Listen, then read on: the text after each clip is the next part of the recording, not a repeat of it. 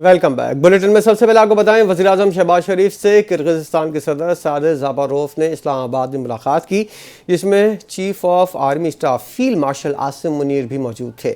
ملاقات میں نائب وزیراعظم Ishaq Dar, director national security adviser lieutenant general Asim Malik, معاون خصوصی طارق فاطمی بھی موجود تھے۔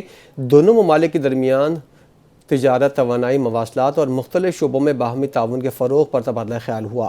وزیراعظم شہباز شریف نے کہا کہ کرغزستان کے سربراہ کا 20 سال بعد پاکستان کا دورہ انتہائی خوش آئند ہے اور یہ دورہ دو طرفہ تعلقات کو نئی بلندیوں تک لے جانے میں اہم کردار ادا کرے گا۔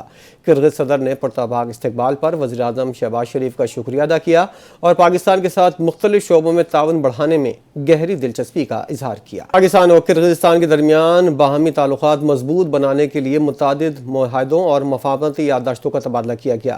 تقریب میں وزیراعظم شہباز شریف اور کرغزستان کے صدر نے شرکت کی۔ نائب وزیراعظم اسحاق ڈار اور کرغزستان کے وزیر خارجہ نے دستاویزات کا باہمی تبادلہ کیا۔ مختلف شعبوں میں تعاون کو فروغ دینے کے لیے اہم یادداشتوں پر دستخط ہوئے، جن میں وزارت تجارت، کرغزستان کی وزارت معیشت، پاکستان فارن سروسز اکیڈمی اور کرغز ڈپلومیٹک اکیڈمی، کان کنی اور جیو سائنسز، سیاحت، بندرگاہوں کے استعمال، قیدیوں کے تبادلے، الیکٹرانک ڈیٹا انٹرچینج شامل ہیں۔ یہ اقدام دونوں ممالک کے تعلقات کو مضبوط اور تجارتی، اقتصادی اور تعلیمی شعبوں میں تعاون بڑھانے کے لیے اہم قدم ہے۔ اسلام آباد میں کرغزستان کے صدر نے خصوصی گفتگو کرتے ہوئے کہا کہ وہ وزیراعظم شہباز شریف کی پاکستان کی دورے پر دعوت پر مشکور ہے۔ انہوں نے کہا پاکستان جنوبی ایشیا میں کرغزستان کا اہم شراکت دار ہے۔ وزیراعظم کے ویژن سے معاشی استحکام اور ترقی ممکن ہے۔ ملاقات کے دوران دونوں رہنماؤں نے دو طرفہ تعاون، مستقبل کے منصوبوں، ٹیکنالوجی، توانائی اور ٹرانسپورٹ کے شعبوں میں تعاون کے مواقع پر تفصیلی تبادلہ خیال کیا۔ کرغز صدر نے تجارتی روابط بڑھانے کے لیے بزنس فورم کے انعقاد کی اہمیت پر زور دیا اور کہا کاسا 1000 منصوبہ توانائی کی ضروریات پوری کرنے میں اہمیت کا حامل ہے۔ انہوں نے کہا اس وقت 12,000 پاکستانی طلبہ کرغزستان میں زیر تعلیم ہیں اور دہشت گردی کے خاتمے کے لیے دونوں ممالک پرعزم ہیں۔ اسلام آباد میں وزیر خزانہ محمد اورنگزیب کی زیر صدارت قومی مالیاتی کمیشن کا 11واں اجلاس ہوا۔ وزیر خزانہ نے کہا کہ یہ اجلاس آئینی ذمہ داری اور صوبوں کے ساتھ باہمی تعاون کا اہم موقع ہے۔ 10ویں NSC ایوارڈ کی مدت 21 جولائی 2025 کو مکمل ہو چکی ہے، جس کے پیش نظر اس اجلاس کی اہمیت بڑھ گئی ہے۔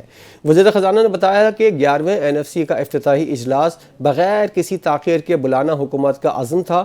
وزیراعظم نے خود دلچسپی لے کر اجلاس کی جلدی پر زور دیا۔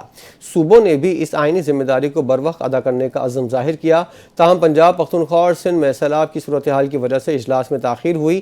وزیر خزانہ نے کہا کہ NSC کے حوالے سے قیاس آرائیوں اور خدشات کا بہترین حل شفاف مکالمہ ہے۔ تو اہم خبر دیں گے کراچی سے، جہاں لانڈری ایکسپورٹ پروسیسنگ زون میں آگ لگ گئی ہے، اور اس حوالے سے آپ کو اپڈیٹ کریں کہ ابتدائی طور پر آگ پرانے کپڑوں کے فیکٹری میں لگی ہے۔ ریسکیو ذرائع کا بتانا ہے کہ آگ نے 3 منزلہ عمارت کو اپنی لپیٹ میں لے لیا ہے۔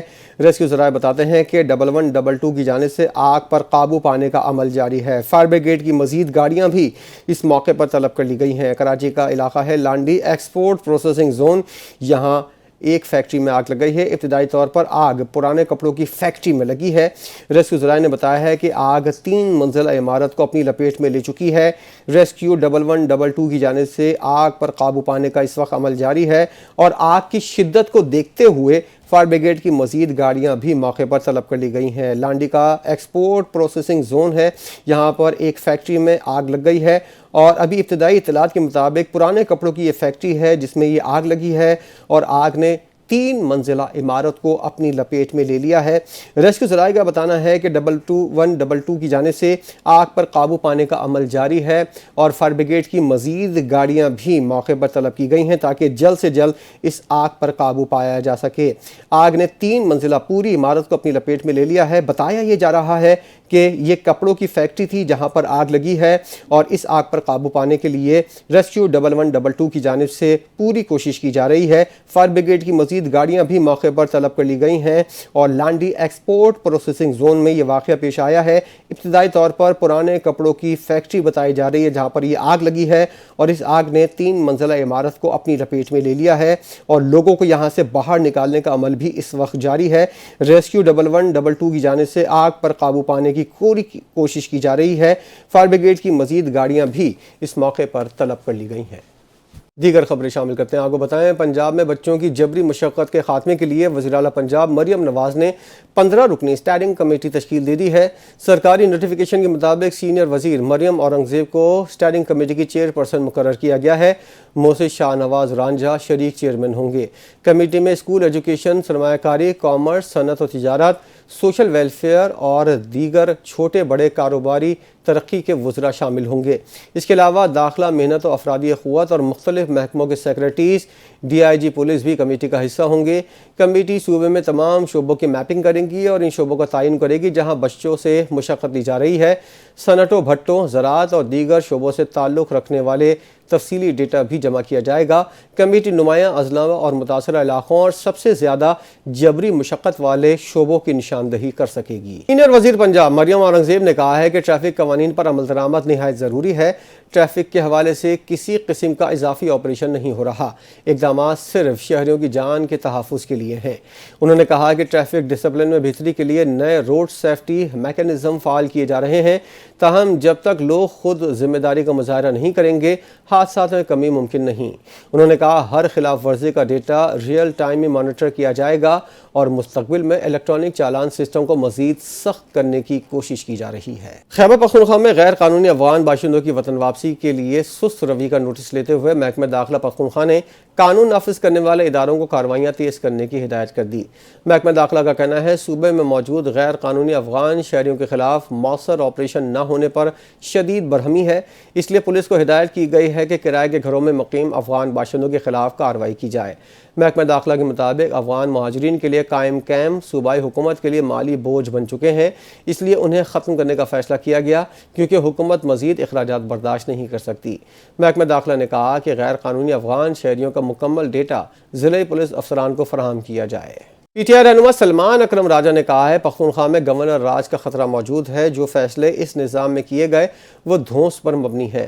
بانی پی ٹی آئی سے ملاقات نہ کروانے سے متعلق سوال کا جواب دیتے ہوئے انہوں نے کہا اگر آج بانی پی ٹی آئی سے ملاقات نہیں کروائی جاتی تو یہ خلاف آئین ہوگا۔ انہوں نے کہا اس فیصلے پر تعجب نہیں ہوگا مگر افسوس ضرور ہوگا۔ سلمان اکرم راجہ نے کہا حکومت ملاقات نہ کروانے کے حوالے سے کسی آئینی اور قانونی شق کا حوالہ نہیں دیتی۔ یاد رہے سینیٹر فیصل واوڈر نے دعویٰ کیا تھا کہ آج وزیر اعلیٰ پختونخوا سہیل آفریدی کی بانی پی ٹی آئی سے ملاقات نہیں ہوگی۔ کراچی میں نیپا چورنگی المناک حادثے پر سندھ حکومت نے deputy commissioner east, assistant commissioner Gulshan Iqbal اور مختار کار سب ڈویژن گلشن اقبال کو معطل کر دیا۔ سینئر ڈائریکٹر میونسپل سروسز کے ایم سی سمیت ٹی ایم سی اور واٹر کارپوریشن کے ایگزیکٹو انجینئرز بھی معطل کر دیے گئے۔ اسی بارے میں دیکھتے ہیں یہ رپورٹ۔ سانحہ نیپا چورنگی پر سندھ حکومت کا سخت ایکشن، ضلع شرکی کی بیوروکریسی کو اڑا دیا۔ وزیر اعلیٰ کے حکم پر ڈپٹی کمشنر ایسٹ ابرار احمد جعفر، اسسٹنٹ کمشنر گلشن اقبال، سید عامر علی، مختار کار سب ڈویژن گلشن اقبال، سلمان فارسی کو معطل کر دیا گیا۔ ڈپٹی کمشنر ملیر سمیع اللہ نثار علی کو ضلع شرکی کا اضافی چارج دے دیا گیا۔ وزیر اعلیٰ نے پولیس افسروں کو بھی نہ بخشا۔ S S P east doctor Farrukh Raza, D S P new town Muhammad Moin اور پولیس کانسٹیبل عامر حسین کو عہدوں سے ہٹا کر سی پی او رپورٹ کرنے کے احکامات جاری کر دیے گئے۔ پھر باری آئی بلدیاتی اداروں کی۔ سب سے پہلے معطلی ہوئی سینئر ڈائریکٹر میونسپل سروسز کے ایم سی عمران راجپوت، جنہوں نے ایک روز پہلے ہی چارج لیا۔ ان کے ساتھ ساتھ Karachi water and sewerage corporation کے executive engineers, Karachi water and sewerage corporation Waqar, T M C Gulshan Iqbal کے assistant executive engineer Rashid Fayyaz کو بھی معطل کر دیا گیا۔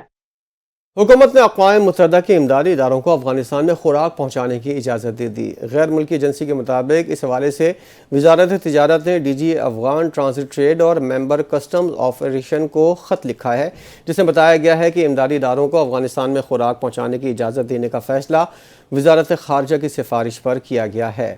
مرحلہ وار کلیئرنس کرنے کی ہدایت کی گئی ہے۔ خط میں کہا گیا ہے کہ انسانی ہمدردی کی بنیاد پر کارگو گاڑیوں کی ترسیل کی اجازت دی جائے۔ دوسرے مرحلے میں ادویات اور طبی آلات کلیئر کیے جائیں گے۔ اس کے بعد تیسرے مرحلے میں طلبہ اور اساتذہ کے کنٹینرز کلیئر کیے جائیں گے۔ Welcome back. کراچی میں ہیوی ٹریفک کی تیز رفتاری ایک بار پھر 2 موٹر سائیکل سواروں کی جان لے گئی۔ سائٹ ایریا حبیب بینک چورنگی اور کشمیر روڈ پر ٹرالر اور واٹر ٹینکر کی ٹکر سے 2 نوجوان زندگی کی بازی ہار گئے۔ سائٹ ایریا حبیب بینک چوراہے کے قریب تیز رفتار ٹرالر کی ٹکر سے موٹر سائیکل سوار موقع پر دم توڑ گیا۔ ریسکیو ٹیم نے فوری طور پر پہنچ کر لاش اسپتال منتقل کی۔ کشمیر روڈ پر بھی تیز رفتار واٹر ٹینکر کی ٹکر سے موٹر سائیکل سوار ہلاک ہو گیا۔ ریسکیو حکام کے مطابق اس کی شناخت نہیں ہو سکی۔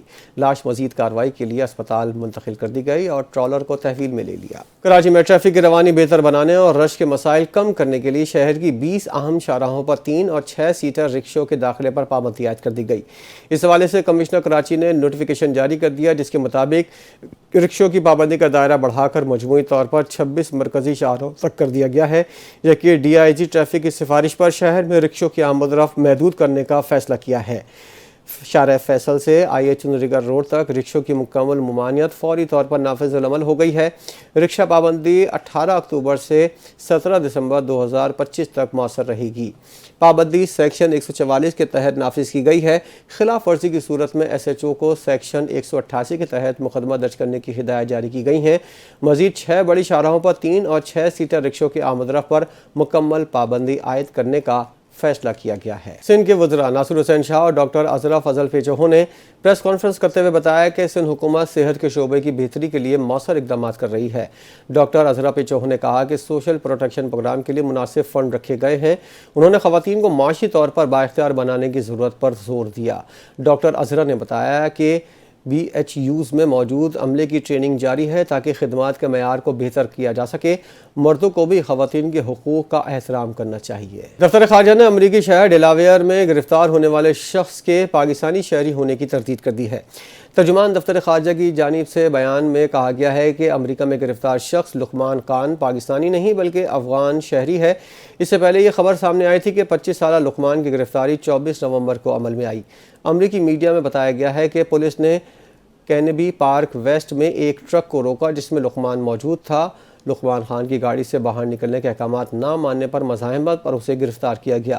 امریکی میڈیا نے حوالہ دیتے ہوئے کہا کہ تفتیش کے دوران لقمان خان کے ٹرک سے پستول، میگزین اور مبینہ حملے کی منصوبہ بندی کی کچھ دستاویزات برآمد ہوئیں، جس پر اس کو گرفتار کیا گیا ہے۔ شدید دھند اور حد نگاہ میں کمی کی وجہ سے موٹر وے M1 پشاور سے برہان اور M5 ظاہر پیر سے اش شریف تک بند کر دی گئی۔ موٹر وے پولیس کے مطابق دھند کی وجہ سے سفر خطرناک ہو گیا ہے۔ ترجمان نے شہریوں کو غیر ضروری سفر سے گریز کی ہدایت کی ہے۔ پنجاب کے شہری علاقوں میں دھند کا راج برقرار ہے۔ لاہور کو 397 AQI کے ساتھ پنجاب کا آلودہ ترین شہر قرار دیا گیا ہے، جبکہ لاہور 194 AQI کے ساتھ دنیا کے بڑے آلودہ ترین شہروں میں بھی چوتھے نمبر پر موجود ہے۔ قومی ٹیم کے کھلاڑیوں کا بنگلہ دیش پریمیئر لیگ مکمل کھیلنے کا امکان نہیں ہے۔ ذرائع کے مطابق قومی ڈیوٹی کی وجہ سے قومی کھلاڑی مکمل BPL نہیں کھیل سکیں گے۔ BPL کے لیے چنے جانے والے کھلاڑیوں میں زیادہ تر قومی ٹیم کا حصہ ہیں۔ ذرائع کا کہنا ہے ممکنہ طور پر T20 اسکواڈ کا مستقل حصہ ہونے والے کھلاڑیوں کو NOC نہ دیے جانے کا امکان ہے۔ دیگر کھلاڑیوں اور NOC کا معاملہ کیس ٹو کیس دیکھا جائے گا۔ PCB نے تاحال BPL کے لیے NOC دینے سے انکار نہیں کیا، مگر پاکستانی کرکٹرز کی پوزیشن کا BPL کی ٹیموں کو علم ہے، لہٰذا وہ متبادل دیکھ سکتی ہیں۔ واضح رہے بنگلہ دیش پریمیئر لیگ 26 دسمبر سے 23 جنوری تک شیڈول ہے اور اس دوران پاکستان نے سری لنکا کا دورہ کرنا ہے، جبکہ آسٹریلیا کے خلاف ہوم سیریز جنوری کے آخر میں شیڈول ہے۔ BPL میں سائم ایوب، خواجہ نافع، سفیان مقیم، صاحبزادہ فرحان، محمد نواز منتخب ہو چکے ہیں، جہاں داد خان، احسان اللہ، ابرار احمد اور محمد عامر بھی شامل ہیں۔ سائم ایوب، صاحبزادہ فرحان، محمد نواز، عثمان خان اور ابرار احمد اسکواڈ کا مستقل حصہ ہیں۔ Pakistani team 3 T20 matches Dambulla stadium میں 7، 9 اور 11 جنوری کو کھیلے گی۔ نیوز بلیٹن سے فی الحال اتنا ہی۔ مزید خبروں اور اپڈیٹس کے لیے دیکھتے رہیے NTN نیوز۔